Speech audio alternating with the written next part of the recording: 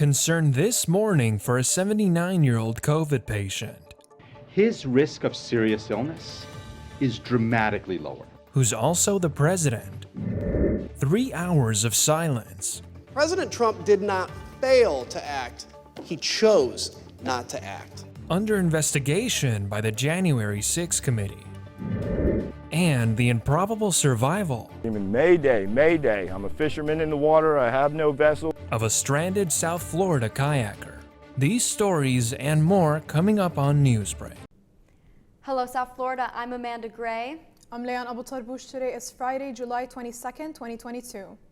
Live from the South Florida Media Network's Biscayne-based studios in North Miami, this is SFMN Newsbreak. President Biden in isolation this morning, but still on the job after his COVID diagnosis. Eyes are on the White House as President Biden tests positive for COVID.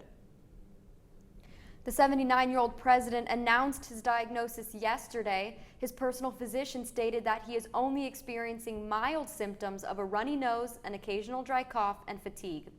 The president took to social media to speak directly to the American people. I'm doing well. I'm getting a lot of work done. I'm going to continue to get it done. I really appreciate your inquiries and your concerns. The White House says that President Biden is resting and taking the antiviral treatment Paxlovid and is expected to remain in isolation until next Tuesday. July's final January 6th committee hearing happening in prime time. As CNN's Karen Kaifa reports, the focus was on President Trump's refusal to act during the violent attack on the Capitol. 187 minutes, the time between then President Donald Trump telling his supporters to march on the Capitol and when he told them to, quote, go home. That was the focus of the January 6th committee's primetime session on Trump's near silence and inaction. President Trump did not fail to act.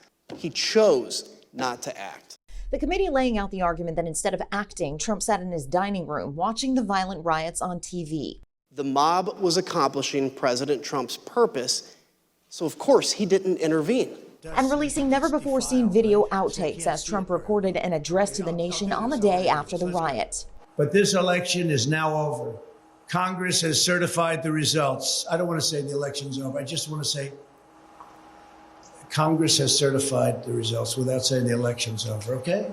Testifying before the committee, Matthew Pottinger, a former Trump Deputy National Security Advisor, as well as former Trump Deputy Press Secretary Sarah Matthews, both resigned due to what Trump did and didn't do. So the tweet looked to me like the opposite of what we really needed at that moment, which was a de-escalation. To me, his refusal to act and call off the mob that day and his refusal to condemn the violence was indefensible. Republican Vice Chair of the committee, Representative Liz Cheney, says the panel will spend August pursuing emerging information before convening more public hearings in September. We have far more evidence to share with the American people and more to gather. And committee members and staff actually had so much information they wanted to present last night that they had to trim the presentation down to fit it within that prime time slot. When the committee resumes hearings in September, it'll be roughly the time that midterm congressional elections really start to heat up. On Capitol Hill, I'm Karen Kaifa. Migrants from Haiti who were traveling by boat are in custody this morning after being rescued by officials. It happened yesterday. 100 migrants were stuck at sea. A Coast Guard crew came to the rescue near Key Biscayne.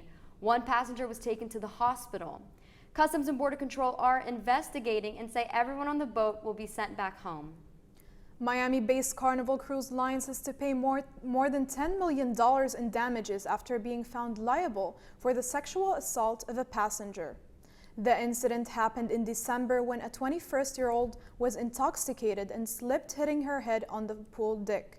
Shortly after, crew member Freddie Angara is accused of sexually assaulting her in a closet.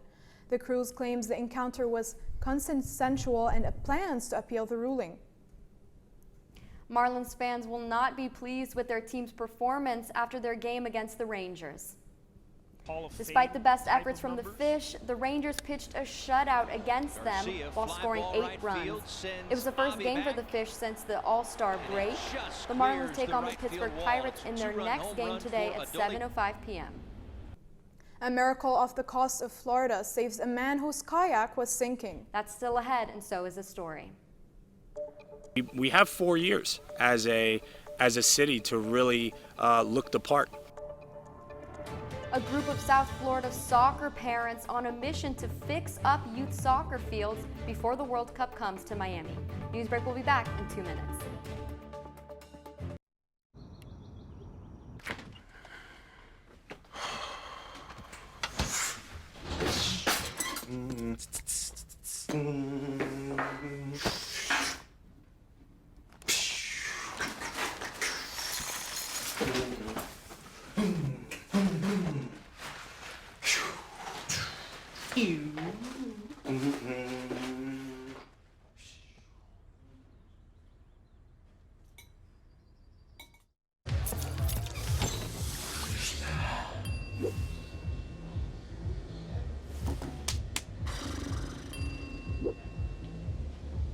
If you need to do something to feel okay to drive, you're not okay to drive. Don't drive buzzed. There are a lot of ways to reach out to a friend about their mental health.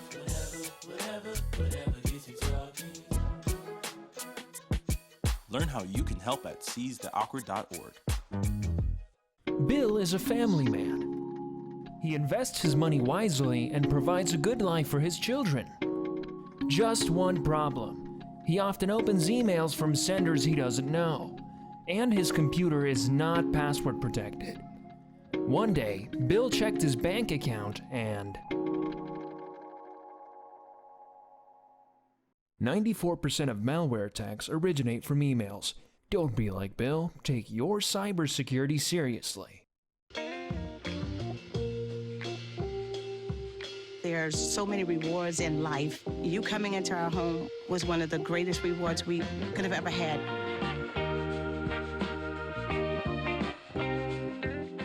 Hey, Bobo, do trees tell each other stories? I'm sorry. I'm afraid I don't know that. Hey, why don't we go find out?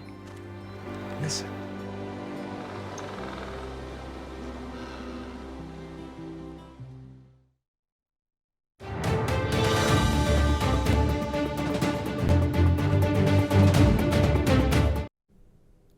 Lofty goals for a group of youth soccer parents who want to see the sport shine in South Florida because the world will be watching.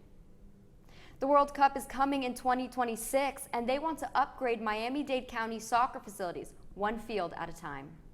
And as the network's Roger Sanchez reports, they started yesterday in Kendall. 1, 2, 3.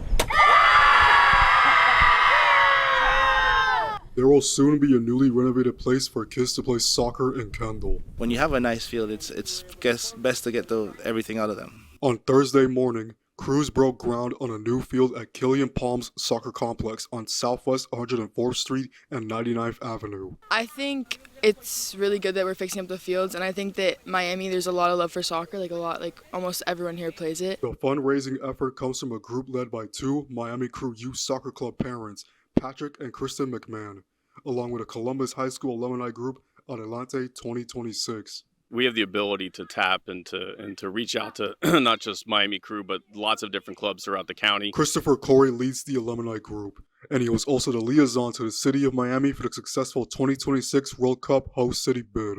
We have 4 years as a city to really look the part. It gives the kids an opportunity to be out there playing different sports, being a part of the community. Christopher Columbus alumni group Brotherhood for Good 2026 are pleading for parents to be more involved in the soccer community. They are saying that our fields in Miami are in disrepair and are neither safe or productive for our kids to keep playing on these soccer fields. Reporting here from Kendall on Roger Sanchez Hall, South Florida Media Network. A miracle at sea after a stranded Florida kayaker was rescued by a boat captain. It was in Fort Pierce when Davey Wright decided to take his kayak out for a short fishing trip. As he paddled back home in the dark, a storm hit and his kayak started sinking. After 5 hours, he made his peace with dying, and that's when he spotted a boat. Boat Captain Tom Koronek immediately turned around and rescued Davey from the water. That's all the time we have for Newsbreak. I'm Leanne Abu Tarbouche. I'm Amanda Gray. Get more news anytime at sfmn.fiu.edu.